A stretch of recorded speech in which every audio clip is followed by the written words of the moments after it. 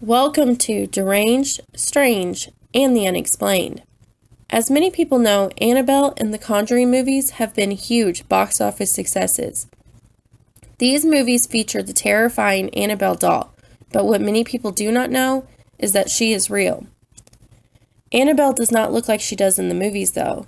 She is actually an antique Raggedy Ann doll that does not look sinister at all. In 1970, a mother purchased Annabelle from a hobby shop for her daughter Donna.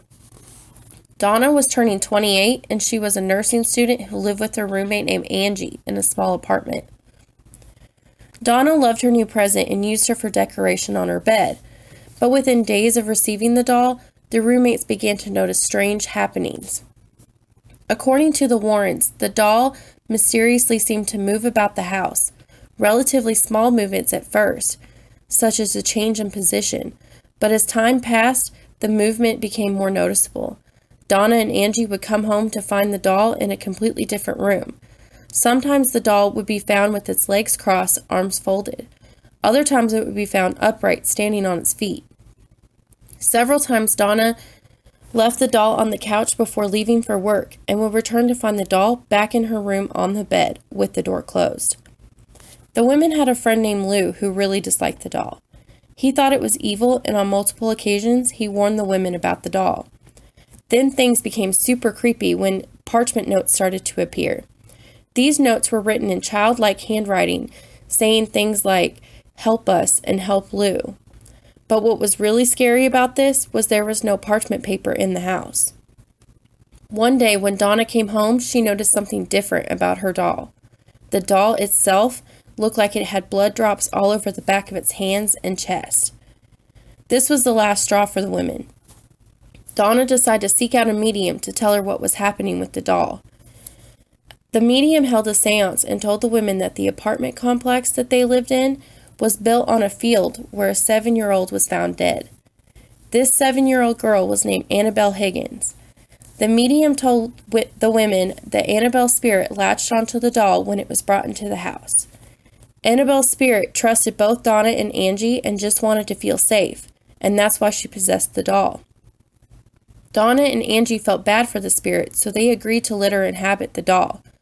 However, Annabelle was not who she appeared to be, and everything started to get worse. The women's friend Lou then started to experience some terror. Lou had been having bad dreams, but one night he woke up in a panic. He felt like he was awake, but could not move. When he looked down at his feet, he saw the Annabelle doll. The doll began to go up his leg, went onto his chest, and then began to strangle him. Lou was paralyzed and gasping for air. He then blacked out. When he woke up, he was terrified and had a pounding headache. He knew it wasn't a dream and was really worried about the girls. The next day, Lou and Angie were planning a road trip. The two were going over maps in the apartment when they started to hear noises coming from Donna's room. The two thought there could possibly be an intruder, so Lou went to investigate. He listened for noises at the bedroom door, and when the noises began again, he opened the door and turned on the light. He found the room empty except for the doll laid in the corner on the floor. He noticed nothing out of place besides that, and there was no way that an intruder could have been in the house.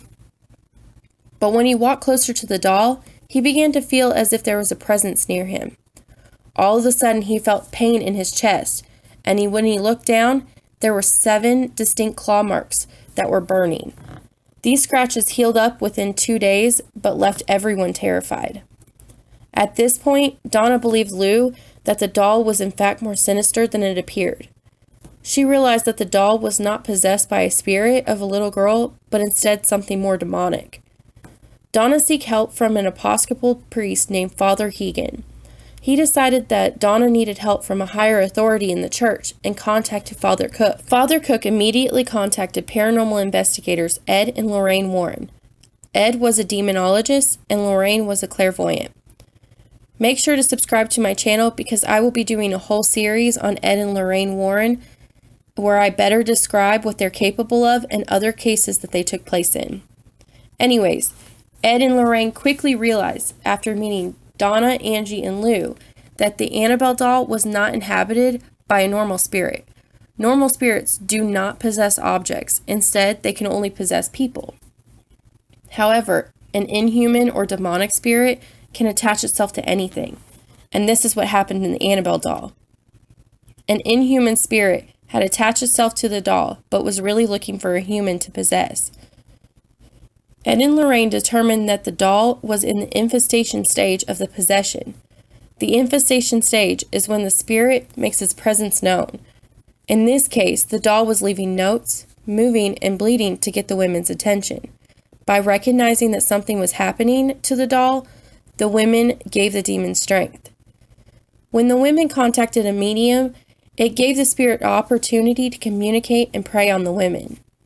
The demon was able to pretend to be a little girl to earn the women's trust so that it could get closer to them. The next stage would have been for the demon to possess a human. It was determined that if the women would not have sought out help, the demon could have possessed and killed all of them. It would have only taken 2 or 3 more weeks for this to happen. The Warrens decided that it would be good to have a recitation of exorcism blessing by Father Cook. Ed Warren describes this blessing as the Episcopal blessing of the home is a wordy 7-page document that is distinctly positive in nature.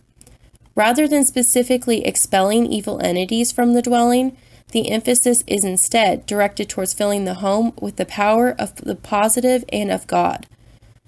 Father Cook also performed an exorcism of the apartment to ensure that the spirit was no longer in the apartment. The Warrens then removed the doll to ensure the women would be safe. The Warrens decided to take the doll with them. Ed placed the doll in the back seat of the car, but felt uneasy about driving on the interstate because the doll could still be inhabited by the demon. Ed worried that the demon might mess with the car, and he was correct.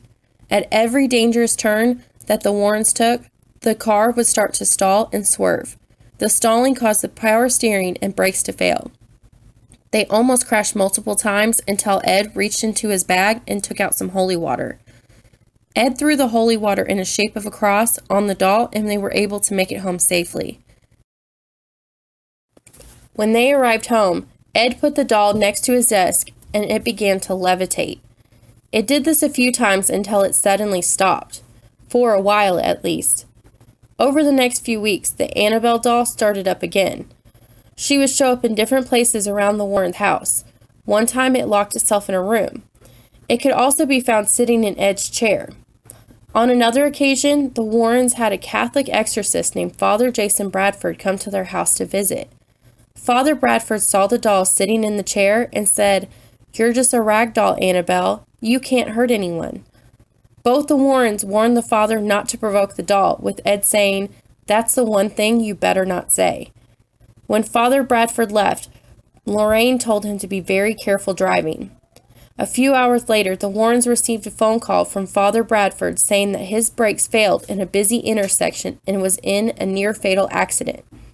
The Warrens decided that they needed to build a special case for the doll so that it could not hurt anyone else. They put it in a case inside of their occult museum, where it still is today. Annabelle does not move anymore, but there was a scary incident that occurred when she was in the case. A couple visited the Warrens Occult Museum, and the young man began to instigate the doll. He banged on the glass and said that if the doll could really scratch people, then it could scratch him too. Ed warned the man not to challenge evil and told him to leave. While on their way home, the couple were said to have been laughing about the doll when the motorcycle lost control and crashed head-on into a tree. The man was killed instantly, but the girlfriend survived and was hospitalized for the next year. Annabelle is still in the Warrens Occult Museum in Connecticut, but with both Ed and Lorraine passing, who knows what the future of the doll is. All I know is that the doll is probably waiting for its next victim. In here. Lorraine says this about Annabelle. I'm not gonna stare at it though. So you can take the picture, but I'm not gonna stare at it because that has done bad harm on a lot of people. You have to conjure the spirits in order to get him. You know, you're not going to get him by just walking around here. And that's the one that's sort of depicted a little bit in this movie, correct? Yes, it is. Yeah. That's the Annabelle doll. So there you have it. There is the true story of Annabelle. Please like my video if you enjoyed it.